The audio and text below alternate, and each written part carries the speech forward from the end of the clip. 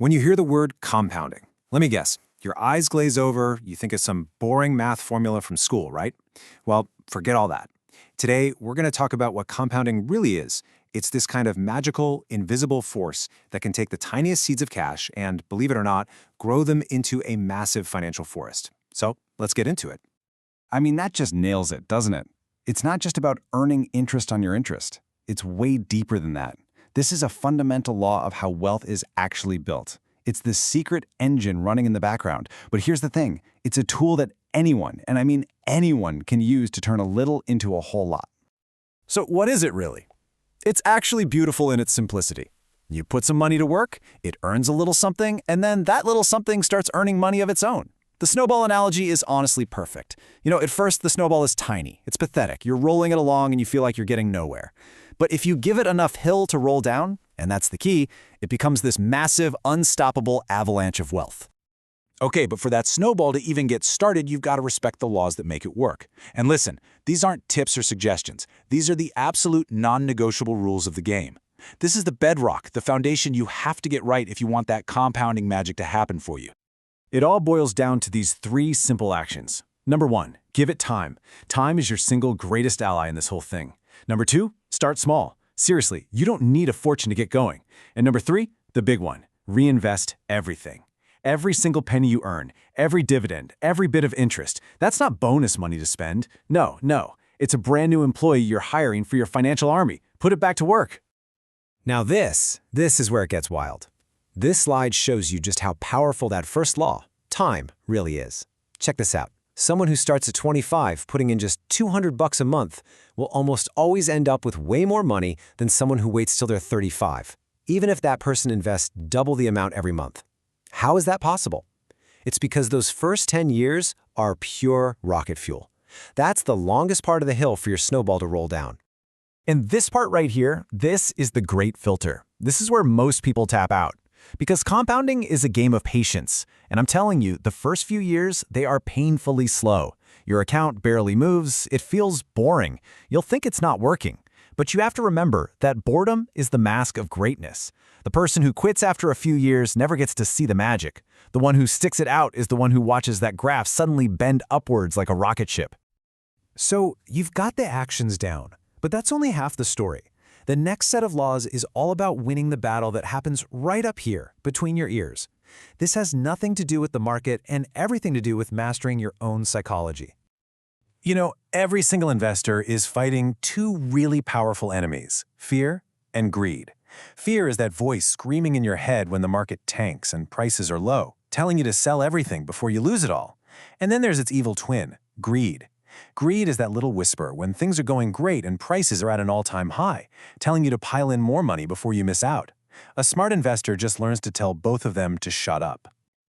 And then there's ego. Oh man, ego is your most expensive liability. Ego is that part of you that wants to be the genius, the one who outsmarts the system and picks the next hot stock. Humility, on the other hand, that's your most profitable asset. The humble investor just says, you know what? I can't predict the future. So they stick to their simple, steady plan. And guess who almost always wins in the end? So how do you beat all these enemies? Fear, greed, ego? You arm yourself with knowledge. Knowledge is your armor in this battle. When you actually understand what you own, you don't panic every time you see a scary headline. A big market dip stops looking like a disaster and starts looking like a Black Friday sale. Knowledge is what lets you stay calm while everyone else is running around with their hair on fire. Okay, mind is right. Now let's talk strategy. We're moving on to the specific plays you can run to protect your snowball from melting and maybe even help it pick up speed. First up, you have got to watch out for the silent thieves. A 1% management fee? It sounds like nothing, right? So tiny, harmless. But look at this. Over 30 years, that tiny 1% fee can literally eat hundreds of thousands of dollars right out of your portfolio. Fees are like the termites of wealth. They just silently chew away at your foundation until the whole thing collapses. And think of it this way. If compounding is this powerful engine building your wealth, high-interest debt is the exact same engine, just working in reverse and probably spinning a lot faster. That 20% interest rate on your credit card, it's compounding against you at a speed your investments will almost never beat.